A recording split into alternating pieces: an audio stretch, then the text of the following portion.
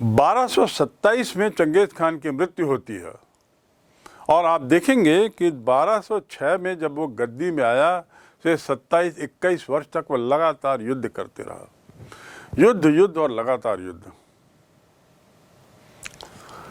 उसका कारण था कि स्टेपी क्षेत्र की जो युद्ध कौशल को बदलना, युद्ध शैली में परिवर्तन व सुधार, उसकी इसने जो प्रभावशाली नीति तैयार की, इसलिए वो सतत रूप से युद्ध कर सका। उसकी यदि हम नीतियों की बात करें, पॉलिसीज की बात करें, तो उसमें पहली नीति है कि स्टेपी प्रदेश को भौगोलिक दृष्टि से घुड़सवारी के अनुकूल मानते हुए उसने तेज घोड़ों का उपयोग किया। तेज घोड़ों और अच्छे घुड़सवारों के बल पर शत्रुओं पर अचानक आक्रमण करने की क्षमता को बढ़ाया ताकि शत्रु आश्चर्यचकित हो जाए। दूसरी नीति, घुड़सवारों से वह आसपास के क्षेत्रों की मौसम की जानकारी लेता रहता था, भूभाग की जानकारी लेता रहता और मौसम का भी पता चले ताकि युद्ध में आसानी हो। अर्थात इन लोगों का उपयोग वो इसलिए भी करता था, या कहना ये अनुचित नहीं होगा कि मौसम को वह अपनी सफलता के कारणों में एक बहुत महत्वपूर्ण अंग मानता था। तीसरा, उसकी नीतियों का तीसरा अंग था कि शीत ऋतु में जब बर्फ जमी हो और नदियां जो हैं वो बर्फ के रूप में ठोस मार्ग का काम करें, तब नदियों का उपयोग किया जाए। अर्थात युद्ध का काल कब हो? ठंड का हो, और ठंड के काल में जहां शत्रु कमजोर रहेगा वहीं ये लोग मजबूत रहेंगे, क्योंकि ये लोग ठंड के आदी थे। तो ये उसकी तीसरी नीति थी। चौथा, उसने तुर्कों को भी शामिल किया अपनी फौज में, क्योंकि उसे मालूम था कि तुर्क लोग जो हैं वो अच्छे घुड़सवार होते हैं। टर्की घोड़े विश्व में आज भी प्रसिद्ध हैं, और इस बात की उसने अहमियत देते हुए उसने कतई ये नहीं सोचा कि तुर्की अलग जाति के लोग हैं, अलग क्षेत्र के लोग हैं, तो उन्हें अपने में समाहित न किया जाए, बल्कि उसने उनको अपने में समाहित करते हुए उनकी कुशलता का भरपूर उपयोग किया। पांचवी उसकी नीति, जिसका जिक्र, जिसके बारे में कहा जा चुका है, हल्के हथियार पर ज़्यादा जोर देना। शिकारी संग्राहक जो होते थे, पुराने मंगोल और पशु चारक, वो तीरंदाजी में माहिर थे। इन कुशल तीरंदाजों को चंगेज खान ने सेना की एक टुकड़ी में शामिल किया और वो तेजी से दौड़ते हुए घोड़े में तीरंदाजी करने में कुशल थे। और ऐसा करने पर फायदा ये होता था कि घुड़सवारी करते हुए तीर चलाकर इनकी फौज काफी आगे बढ़ जाती थी। अगली नीति का हिस्सा, जैसा मैंने बताया, नेपथा बमबारी, घेराबंदी यंत्रों के महत्व की खोज और उनके अभाव में दुर्ग और प्राचीरों से आच्छादित किलों में घुसना संभव नहीं होने की जानकारी। उसे मालूम था कि उस समय के जो किले हैं, उस समय के जो दुर्ग हैं, इन पर यदि सफलतापूर्वक आक्रमण करना है तो ज़रूरी है कि हम घेराबंदी की कला में पारंगत हों, और इसके लिए कुछ विशेष यंत्रों का प्रावधान किया। बमबारी के अलग तरीके ईजाद किए, और ये उसकी नीति का हिस्सा था। साथ ही, जैसा मैंने बताया, लाइट पोर्टेबल इक्विपमेंट बनाए। अपने इंजीनियरों की मदद से, उपयंत्रियों की मदद से उसने चल उपस्कर यानी हथियार, और चल मतलब जिसको मोशन में रहे, मोबाइल में रहे, ताकि अभियानों में सफलता प्राप्त कर सके। तो इस पर भी उसने जोर दिया। ये भी उसकी सैनिक नीति का, युद्ध नीति का हिस्सा थी। और अंत में एक प्रभावशाली रणनीति के तहत काम करना। तो नीतियां दीर्घकालीन कारण और तात्कालिक कारणों, सफलता के कारणों की यदि बात करें तो नीतियों की बहुत अहम भूमिका थी। चंगेज खान के जीवन की गाथा को हमने समझा, कैसे कबीलाई नेतृत्व या कबीलाई संस्कृति साम्राज्यिक संस्कृति में बदलती है, कैसे एक छोटा सा क्षेत्र एक साम्राज्य के रूप में बदलता है और उसमें चंगेज खान की भूमिका। इस पूरे काल में युद्ध और सतत युद्ध ही वह करते रहा और अंततः उसकी मौत होती है। अब हम बात करते हैं, और मौत जब होती है तो स्वाभाविक है कि इतिहासकार इस बात को का अध्ययन करना चाहेंगे, जानना चाहेंगे कि आखिर चंगेज खान में ऐसा क्या था जो उस छोटे से क्षेत्र से बढ़ते हुए उसने एक साम्राज्य, विशाल साम्राज्य की स्थापना की और उसमें सफलता मिली। तो सफलता के कारणों को जानने के बाद अब हम चंगेज खान के बाद के काल की ओर चलें, थोड़ा देखें कि चंगेज खान की मृत्यु के बाद क्या होता है, मंगोलियाई नक्शा कैसे बदलता है, किस तरह के बदलाव आते हैं। हाँ, यहाँ ये बताना जरूरी है कि चंगेज खान की सफलता के कारणों में एक कारण यह भी था कि इसको इस बात पर अटूट विश्वास था कि ईश्वर ने उसे विश्व पर शासन करने भेजा है। यह चंगेज खान का मानना था। इस अटूट विश्वास ने कि ईश्वर के द्वारा भेजे जाने का जो उसका विश्वास था, उस विश्वास ने उसे और संबल दिया और मजबूती दी और दृढ़ निश्चयी बनाया।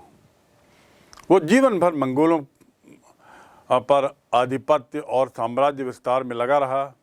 चीन, तुरान, अफगानिस्तान, पूर्वी ईरान, रूसी स्टेपीज और अन्य बहुत से क्षेत्र उसने जीते, युद्धों का संचालन किया।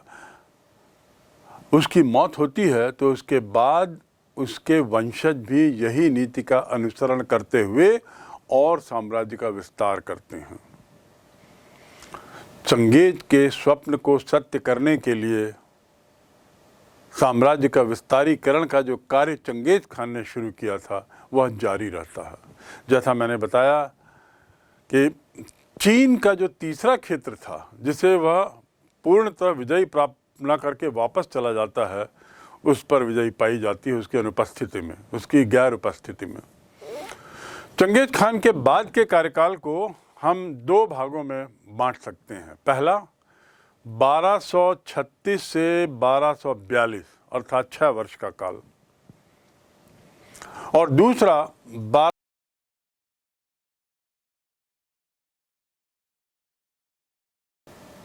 पहले जो चरण है 36 से 42, इसमें रूस का स्टेपीज, बुल्ढार, पोलैंड, हंगरी और कीव, यहाँ पर उसे सफलता मिलती है मंगोलों को। दूसरे चरण में ईरान,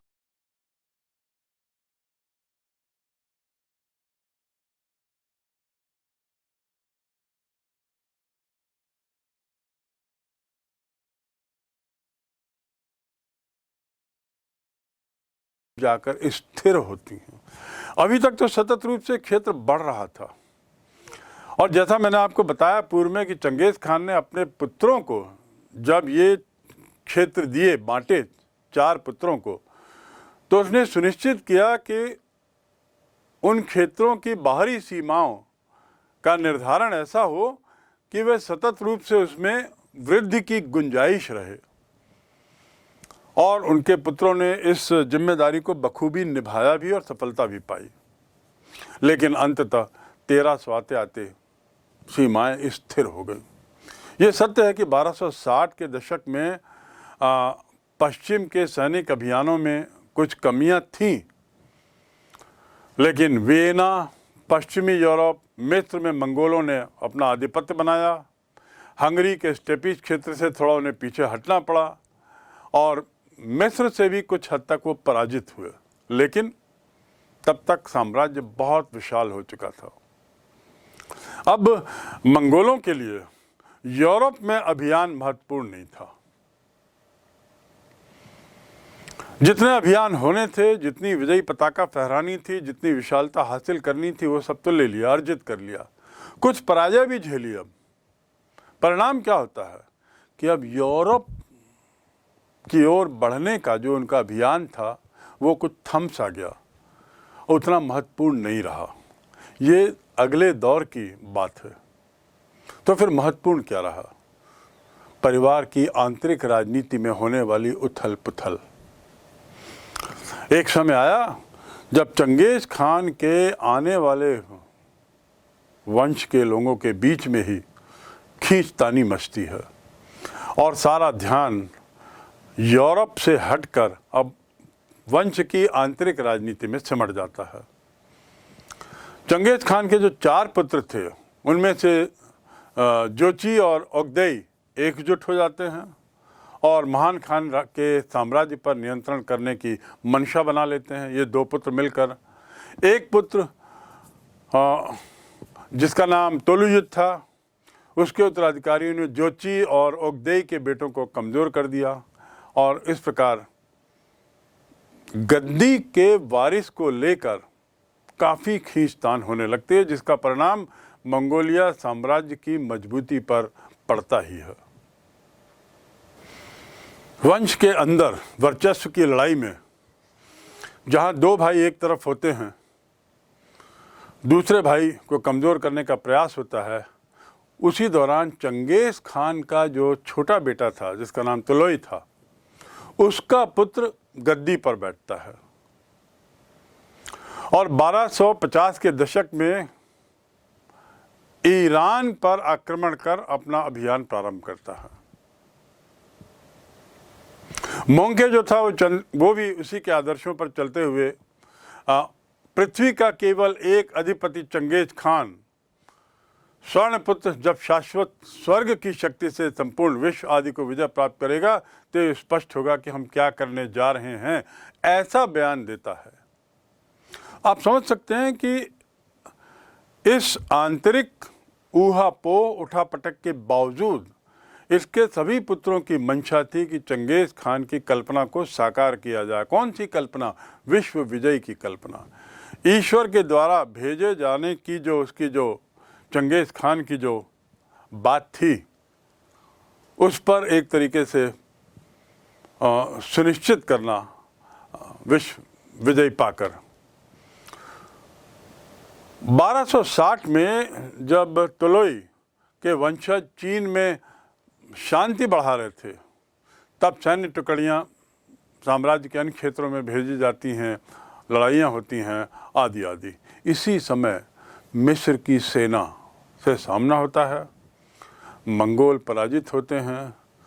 तुलोई वंशजों ने, जो तुलोई पुत्र था उसके वंशजों ने चीन में ज़्यादा रुचि दिखाई और पश्चिमी विस्तार को रोक दिया। पश्चिमी विस्तार का अर्थ यही है कि यूरोप की ओर अब मुखातिर होना कम कर दिया। पराजित होने के कारण भी और परिवार के अंदर के झगड़ों के मद्देनज़र भी, साथ ही साथ शायद सीमा क्षेत्र बहुत बढ़ गया था, इसलिए भी उन्होंने पश्चिम की ओर अब जाना कम कर दिया। रूस और चीन की सीमा पर आपसी झगड़ों में ये लोग लिप्त हो गए और यूरोपीय अभियानों में रुचि लेना बंद कर दिया। परिणाम क्या होता कि आंतरिक लड़ाइयों से ही मंगोल अब उतने सफल नहीं रहे। इनकी आंतरिक लड़ाइयाँ सफलताओं में, आने वाली सफलताओं में बाधक बनी। इसके मायने ये कि मंगोलियन साम्राज्य के पतन में एक मुख्य कारण हो जाता है आंतरिक झगड़े। न केवल पश्चिम की ओर ही उनका बढ़ना रुकता है, बल्कि चीनी अभियान में भी शिथिलता आ जाती है। चीन की पर अपनी पकड़ बनाने का जो उनका प्रयास था बढ़ाने का, उस पर भी एक तरीके से कुठारापात होता है और कमी आती है, जाकर स्थिर होती हैं। अभी तक तो सतत रूप से क्षेत्र बढ़ रहा था और जैसा मैंने आपको बताया पूर्व में कि चंगेज खान ने अपने पुत्रों को जब ये क्षेत्र दिए, बांटे 4 पुत्रों को, तो उसने सुनिश्चित किया कि उन क्षेत्रों की बाहरी सीमाओं का निर्धारण ऐसा हो कि वे सतत रूप से उसमें वृद्धि की गुंजाइश रहे। और उनके पुत्रों ने इस जिम्मेदारी को बखूबी निभाया भी और सफलता भी पाई। लेकिन अंततः 1300 आते आते सीमाएं स्थिर हो गई। ये सत्य है कि 1260 के दशक में पश्चिम के सैनिक अभियानों में कुछ कमियां थीं, लेकिन वियना, पश्चिमी यूरोप, मिस्र में मंगोलों ने अपना आधिपत्य बनाया। हंगरी के स्टेपीज क्षेत्र से थोड़ा उन्हें पीछे हटना पड़ा और मिस्र से भी कुछ हद तक वो पराजित हुए, लेकिन तब तक साम्राज्य बहुत विशाल हो चुका था। अब मंगोलों के लिए यूरोप में अभियान महत्वपूर्ण नहीं था। जितने अभियान होने थे, जितनी विजयी पताका फहरानी थी, जितनी विशालता हासिल करनी थी, वो सब तो ले लिया, अर्जित कर लिया। कुछ पराजय भी झेली। अब परिणाम क्या होता है कि अब यूरोप की ओर बढ़ने का जो उनका अभियान था वो कुछ थम सा गया, उतना महत्वपूर्ण नहीं रहा। ये अगले दौर की बात है। तो फिर महत्वपूर्ण क्या रहा? परिवार की आंतरिक राजनीति में होने वाली उथल पुथल। एक समय आया जब चंगेज खान के आने वाले वंश के लोगों के बीच में ही खींचतानी मचती है और सारा ध्यान यूरोप से हटकर अब वंश की आंतरिक राजनीति में सिमट जाता है।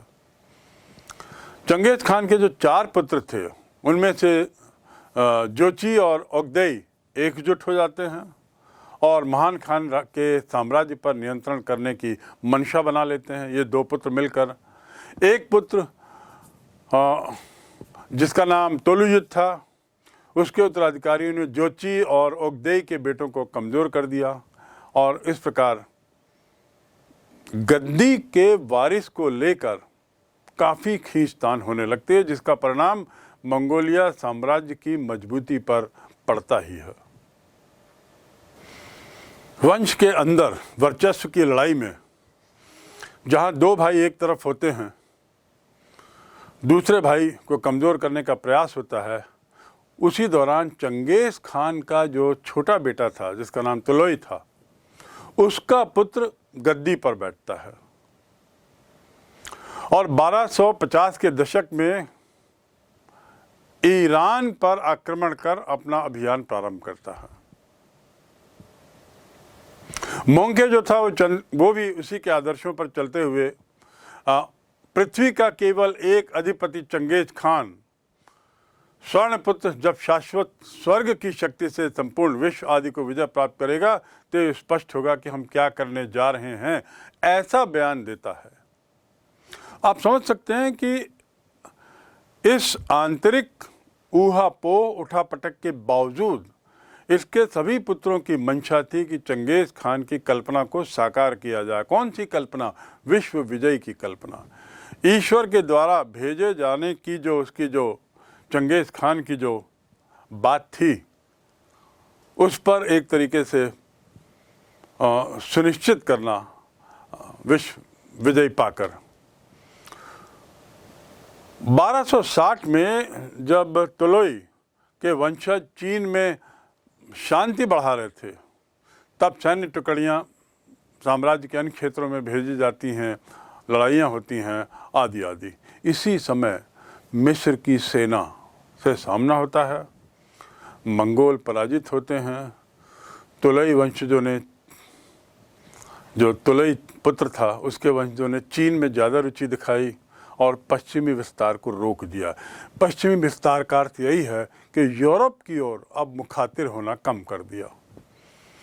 पराजय होने के कारण भी, पराजित होने के कारण भी और परिवार के अंदर के झगड़ों के मद्देनज़र भी, साथ ही साथ शायद सीमा क्षेत्र बहुत बढ़ गया था, इसलिए भी उन्होंने पश्चिम की ओर अब जाना कम कर दिया।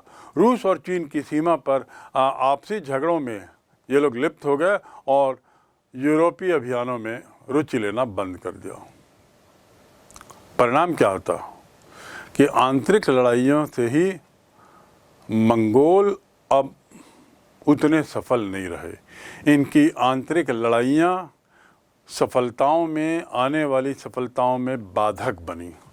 इसके मायने ये कि मंगोलियन साम्राज्य के पतन में एक मुख्य कारण हो जाता है आंतरिक झगड़े। न केवल पश्चिम की ओर ही उनका बढ़ना रुकता है, बल्कि चीनी अभियान में भी शिथिलता आ जाती है। चीन की पर अपनी पकड़ बनाने का जो उनका प्रयास था बढ़ाने का, उस पर भी एक तरीके से कुठारापात होता है और कमी आती है।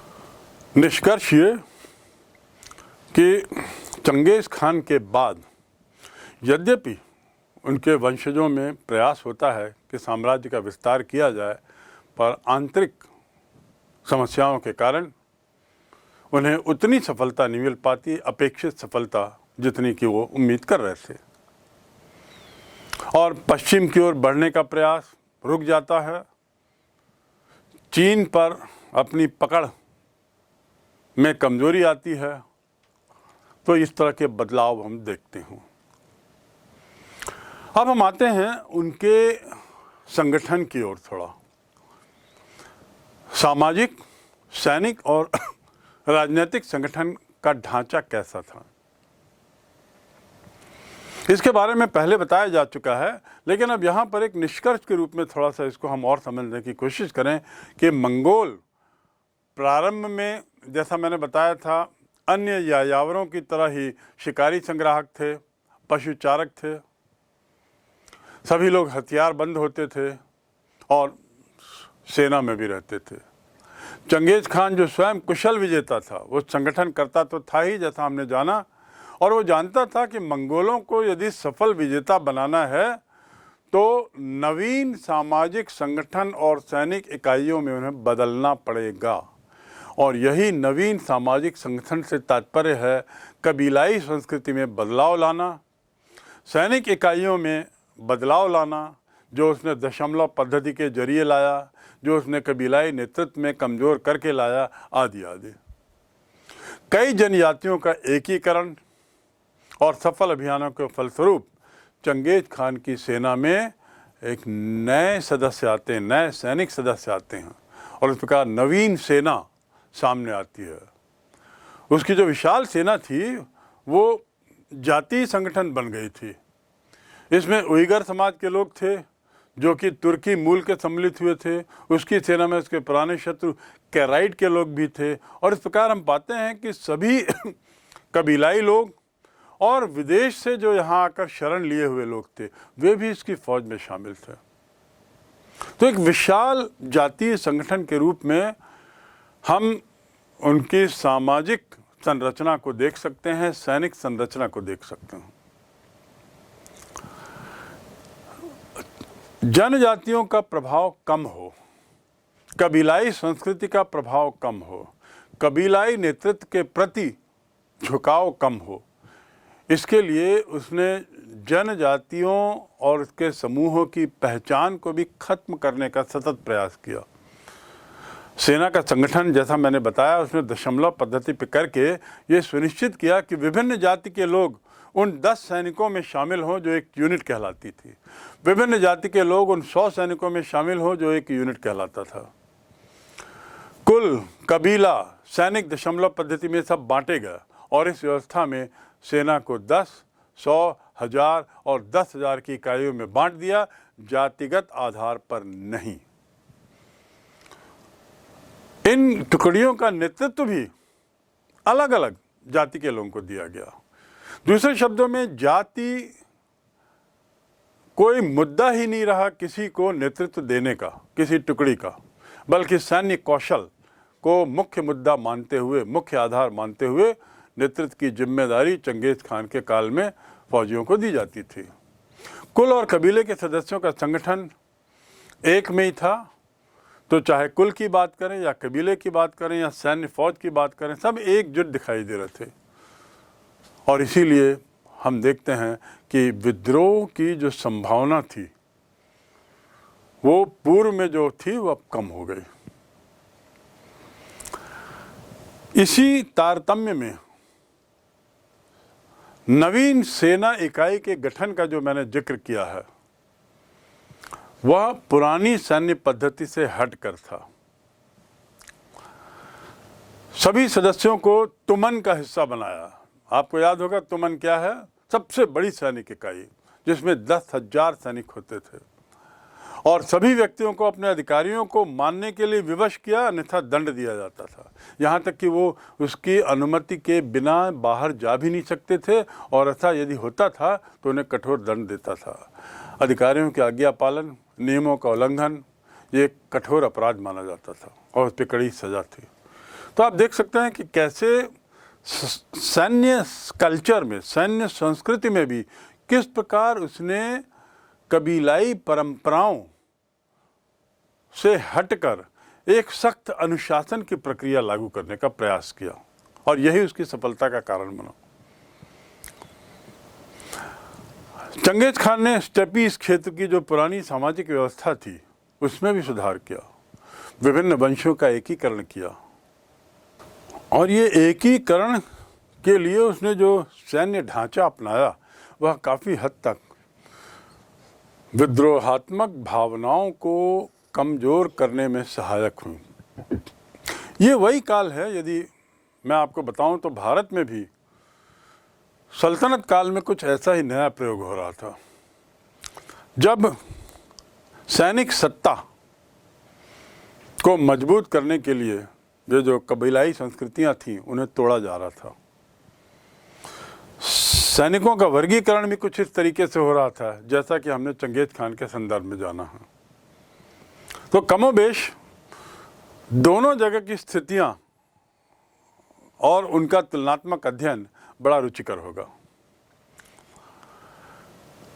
एक नोयान नाम की नवीन सैनिक टुकड़ी को भी उसने तैयार किया, अपने पुत्रों जोची, ओगदोई, तलताई और तोलिये के बीच में उसने बांटा, उनके अधीन किया और नोयान जो है वो प्रमुख व्यक्ति होते थे और उनका खास रूप से चयन होता था। मैंने जैसा आपको बताया तुमन को इस तरीके से तैयार किया गया था, सबसे बड़ी सैनिक इकाई, कि उसके मुखिया चंगेज खान के पुत्र थे और पुत्र के अंतर्गत ये नोयान की नियुक्ति होती थी जो बड़े खास रूप से तैयार किए जाते थे। उनका विशेष रूप से चयन होता था, जिनके चयन की प्रक्रिया बड़ी कठिन थी। इसमें उसने सभी मित्रों को शामिल किया जो विपत्ति के समय उसके साथ आए। ऐसे कई व्यक्तियों को चंगेज ने सम्मानित किया और जैसा मैंने बताया उसने आडा यानी बड़ा भाई कहा, कुछ व्यक्तियों को सेवकों के रूप में भी रखा और इस नवीन सैनिक वर्गीकरण के पहले के सरदारों को विशेषाधिकार जो थे सब छीन लिए। सरदारों से तात्पर्य क्या? कबीलाई मुखिया, जो किसी तरह की विशेष सुविधाएं पूर्व में अर्जित किए हुए थे और उसके बल पर वह अपनी जनजाति पर प्रभाव बनाए रखते थे। उनके इन प्रभावों को कम करने के लिए चंगेज खान ने काफ़ी बदलाव किए, उनके अधिकार ही छीन लिए और फलस्वरूप क्या होता है, इस नवीन ढांचे में नवीन फौजी प्रवृत्ति का जन्म होता है, नवीन सैन्य अभिजात्य वर्ग का उदय होता है। एक ऐसा सैन्य वर्ग, अधिकारियों का वर्ग, जो तुलनात्मक दृष्टि से आधुनिक सोच का हो, कबीलाई संस्कृति, क्षेत्रीय संस्कृति, जनजातीय संस्कृति, इससे ऊपर उठकर वह पूरी तरह चंगेज खान के प्रति समर्पित हो और यही चंगेज खान की सफलता का एक बहुत बड़ा कारण बनता है। अगले बिंदु पर अब हम आते हैं, उलूस। उलूस क्या है? उलूस शब्द किसी एक निश्चित भूभाग का प्रतीक नहीं है। मैंने आपको पूर्व में बताया उसने 4 उलूस बनाए और हर एक का नेतृत्व अपने एक एक पुत्र को दे दिया। चंगेज खान की जो साम्राज्य सीमा थी वो बाहरी सीमा उसने निर्धारित नहीं की थी, तो ऐसे 4 क्षेत्रों को हम उलूस कहते हैं। उनकी भाषा में उलूस कहा गया था और बाहरी क्षेत्रों की सीमा निर्धारित न करने के पीछे चंगेज खान का उद्देश्य ये था कि पुत्रों को स्पष्ट कर देना कि अभी अधिक से अधिक और विजय पाने की आवश्यकता है बाहरी क्षेत्रों की ओर। वो ऐसा चाहता था और उसने इस बात के लिए अपने पुत्रों को विवश भी किया था। तो इसका अर्थ क्या हुआ? उलूस का अर्थ हुआ दूरस्थ सीमा जिसका निर्धारण न हुआ हो। दूरस्थ सीमा, पास की नहीं, ऐसी सीमा जिसका निर्धारण न हुआ हो। उसने अपने बड़े पुत्र जोची को रूस का स्टेपी क्षेत्र दिया, तो जो सुदूर पश्चिम तक फैला था। 3642 में जोची के पुत्र वाटू ने रूस, पोलैंड, ऑस्ट्रिया, हंगरी पर आक्रमण किया और उसका दूसरा पुत्र चगताई को तुरान क्षेत्र मिला। चगताई ने पश्चिम की ओर बढ़ते हुए सीमाओं का विस्तार किया। तो ये दूरस्थ क्षेत्रों का विस्तार उलुस शब्द के मातहत आता है। अब रही उसके तीसरे पुत्र की बात, जिसका नाम उगदेई था। उसे महाखान की उपाधि मिली, काराकोरम में राजधानी बनाई। और ये वो काराकोरम नहीं है, मैं पहले भी बता चुका हूँ, जिसका संबंध भारत से है। ये काराकोरम अलग क्षेत्र है। उसने 1227 से 1241 तक शासन किया और अपने सबसे छोटे पुत्र तुलेय को मंगोलिया की पैतृक भूमि दिया। तो मंगोलिया की जो पैतृक भूमि थी, चंगेज खान ने अपने सबसे छोटे पुत्र को दी। अब ये तो हो गया उलुस का विभाजन, 4 बेटों में उसका विभाजन। अब इनको एकजुट रखने के लिए उसने क्या किया? ये सुनिश्चित किया कि ये चारों अलग अलग उलुस के मुखिया बने रहें ताकि साम्राज्य सुचारू रूप से चले। उन्होंने हर राजकुमार को सैन्य टुकड़ी का मुखिया बना दिया और ये जो टुकड़ियां थीं ये उलुसों में रहती थी, उसी के मातहत रहती थी। तो ये जानने के बाद कि उलुस भौगोलिक क्षेत्र है जिसकी बाहरी सीमाएं असीमित हैं और जिन्हें उसने चंगेज खान ने अपने 4 पुत्रों के बीच में बांट दिया, लेकिन ये भी स्पष्ट कर दिया कि उनमें एकजुटता बनी रहे। उनके राजकुमारों का क्या हुआ? पुत्र के पुत्रों का क्या हुआ? वे लोग किसी तरह का विद्रोह ना करें या असंतुष्ट न रहें, तो इसलिए राजकुमारों को सैन्य टुकड़ी दी गई। इस सैन्य टुकड़ी को तामा कहा गया, उनकी भाषा में तामा। और ये जो सैन्य टुकड़ियाँ थीं ये उसी उलुसों में रहती थीं। तो इस प्रकार राजकुमार भी संतुष्ट कर दिएगा। इसके साथ ही साथ ऐसा करने से फायदा ये भी हुआ कि राजकुमार भी सैनिक कला में पारंगत होते चलेगा, युद्ध कौशल में पारंगत होते चलेगा, युद्ध की वास्तविकता और युद्ध के माहौल से वाकिफ होते चलेगा। रही बात चंगेज खान के दूरदर्शिता की, वैसे तो हमने बहुत से उदाहरण देख लिए कि कितना दूरदर्शी था, कितनी दूर की सोचता था। उसने एक और बहुत बड़ा काम किया, बहुत सोच समझ कर, और वह उसके इस सोच का परिचायक है कि वह कितना कुशल था। सरदारों का एक परिषद बनाया। ये सरदार कौन थे? वही कबीलाई मुखिया। कबीलाई मुखियाओं को संतुष्ट करने के लिए या उन्हें अपने साथ बनाए रखने के लिए, हाँ में हाँ मिलाने के लिए, विवश करने के लिए उसने एक परिषद बनाई, जिसे मैंने पूर्व में बताया आपको कुरिलताई कहा गया। वैसे तो कुरिलताई का अस्तित्व पूर्व में भी था, लेकिन उसको वो ताकत दी, उसको वो टीथ जिसे हम कहते हैं, वो चंगेज खान ने दी और नेतृत्व को महसूस कराया, कबीलाई नेतृत्वों को, कि यह संस्था वास्तव में सभी मंगोलियाई कबीलाओं की सर्वोच्च संस्था है जिसके आप एक सदस्य हैं। इसका गठन इसलिए किया गया ताकि राज्य के कार्यों में सभी सदस्यों की भागीदारी परिलक्षित हो, सहमति परिलक्षित हो और कोई कबीलाई सरदार सहमति से मुकर जाने की स्थिति में न हो। सारे जितने महत्वपूर्ण कार्य होते थे साम्राज्य से संबंधित, उसमें कुरिलताई की सहमति ली जाती थी और सहमति लेते हुए ये जो नेतृत्व है, इस नेतृत्व को बाध्य कर दिया जाता था कि वे अभियान के मामले में, लूट के मामले में, चरागाह के मामले में और उसके साथ ही साथ उत्तराधिकार के मामले में किसी तरह का असहयोग न करें और सार्वजनिक रूप से सत्ता के पक्ष में खड़े हों। ये कुरिलताई को मजबूती देने का कार्य चंगेज खान की दूरदर्शिता का एक उदाहरण है।